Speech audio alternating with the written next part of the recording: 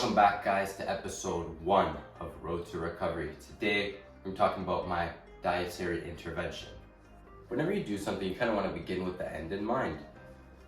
With this diet, the goal is to heal the GI tract while eating foods that create the least amount of immune response.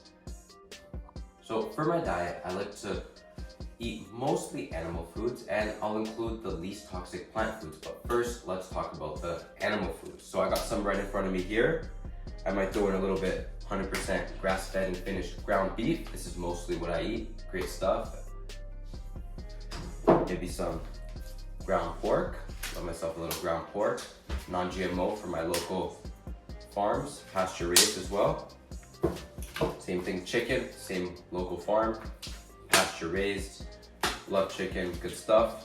Got some ground lamb. We'll throw this in occasionally. We'll substitute the beef sometimes for some lamb when I'm feeling it, Then some wild caught salmon steaks. These are good, maybe once a week.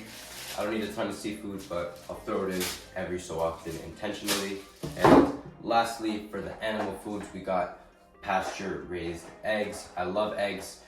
Start the day off with a couple pasture raised eggs on most days, full of choline, full of good cholesterol, full of omega-3s. Eggs are wonderful, love eggs. And now we'll talk about the least toxic plant foods.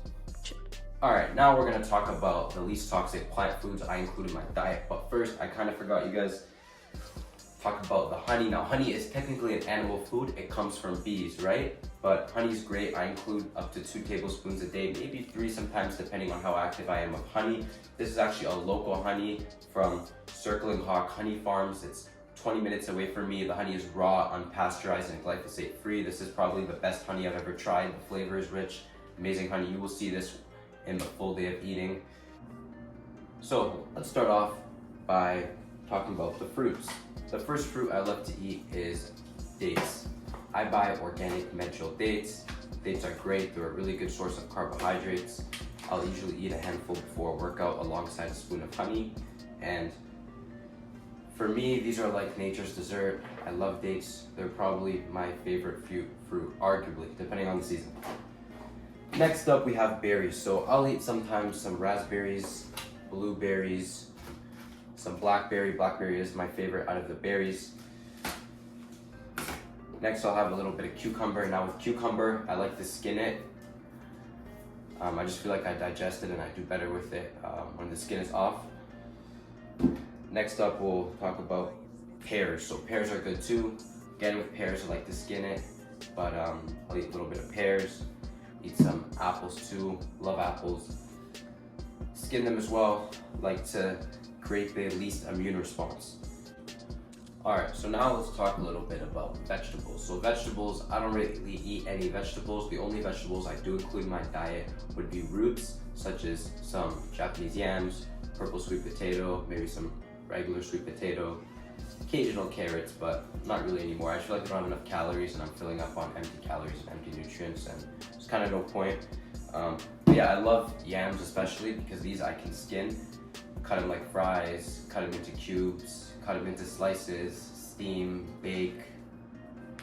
There's a bunch of ways to cook these, and I like to include these into my meals. You're probably going to see in the full day of eating in a second how I include these yams. And lastly, I want to save this for last, is lemon. Now lemon, I love lemon, guys. It's a great way to add some alkaline to the food. So I'll take lemon and I'll maybe put some lemon on my yams if I steam them, lemon on my salmon, lemon on my steak, beef, whatever. Put lemon on everything. Love lemon. Action. All right, now let's get into oils and seasonings. So for oils, I'll use some avocado oil, some extra virgin olive oil, and some virgin coconut oil. Now, for extra virgin olive oil, never heated. Olive oil has a low smoke point. Has a smoke point of 325 degrees Fahrenheit. Anything over that, and you're going to be creating free radicals. You don't want to do that. Avocado oil. So now if I'm cooking above 325 degrees Fahrenheit, I would include avocado oil. So avocado oil has a smoke point of about 5 to 525 degrees Fahrenheit. I don't cook that high. I usually cook on the little lower temperatures, but whenever I'm cooking in the oven or on the pan, I'll just do a little bit spray of avocado oil generously, just enough to grease the pan, not to fry the food or anything. And coconut oil is great too. I'll use coconut oil occasionally, maybe just to grease a flat pan or to bake or cook or whatever. Coconut oil is great to use as well. One of the better plant fats, olive, avocado, and coconut. Next up, let's talk about seasonings now. I'm a pretty basic guy, and a lot of seasonings, especially the spice seasonings, cause an immune reaction. So for me, I went to go with the herb seasonings and salt, because salt is sodium and sodium.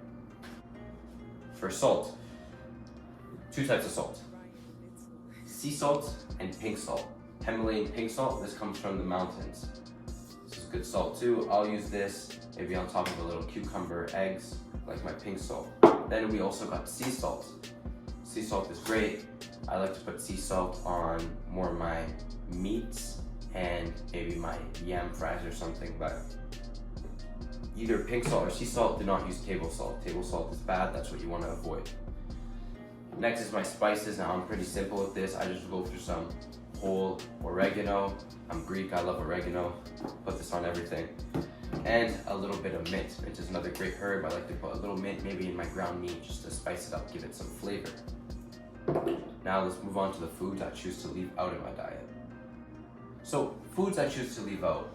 First thing, dairy. I personally don't tolerate dairy. Some people do. If you tolerate dairy, great. It's a great source of a lot of essential nutrients. Raw and grass-fed is best. Next up is seed oils. This one has been big and very controversial recently. Canola, vegetable, soy, peanut, cottonseed, safflower, sunflower, cottonseed. The list is long. These oils are very high in omega-6 fatty acids. One in particular, linoleic acid. Linoleic acid causes massive inflammation in the body, which on this diet I need to avoid at all costs. If you can make one change, one dietary change, removing seed oils will massively improve your health. Next up, let's talk about processed sugar. Refined sugar, sucralose, corn syrup, dextrose, maltodextrin. The list is long of artificial/processed sugars. Sugar is fine in its natural forms, such as fruit or honey, but problems arise in its unnatural form, which is foreign to your body. These processed/artificial sugars eliminate a lot of beneficial bacteria in your gut and trigger the immune system. That's the last thing I want when I'm doing this diet. The next thing I avoid is gluten/grains. Wheat, rye, and barley contain a lectin called gluten. Gluten causes permeability of the gastrointestinal tract, which would worsen my case of leaky gut. All grains have lectins, although gluten seems to be the most harmful one. I personally stay away from grains altogether. The last of the 5 groups that I avoid are nightshade vegetables. Nightshade vegetables include white potato, tomato, pepper, eggplant, zucchini. Nightshade vegetables contain a compound called solanine. Solanine increases leakiness of intestines and causes inflammation in some people. There are some other foods I left out that I don't include in my diet, such as strawberries and bananas. These foods will not cause me a reaction such as the main 5 groups, but I still get a little itchy with bananas as they're high in histamines, and I likely don't break the histamines down, and strawberries I do get a little red on the cheeks. There's no one size fits all when it comes to diet, and you have to check your biomarkers and kind of construct your own diet. It's good to start off with the base, eliminate the most harmful and toxic foods, and then kind of pivot from there and see what works for you. Alright, now we're going to talk about my supplement stack. So, first supplement, probiotic 50 billion, help rebalance my gut bacteria after the antibiotics I was given at the hospital. I'm going to be on these for about 6 to 9 months. Next thing is complete collagen. It's going to help regenerate my hair, skin, and nails. Next we have L-glutamine powder. This is going to help me repair my gastrointestinal tract. Next is gut and digestion. This is freeze-dried organ supplement, and this is going to help repair the gut, help with digestion of foods. It's actually grass-fed and finished tripe stomach grass-fed and finished intestines, grass-fed and finished pancreas, grass-fed and finished liver, grass-fed and finished spleen.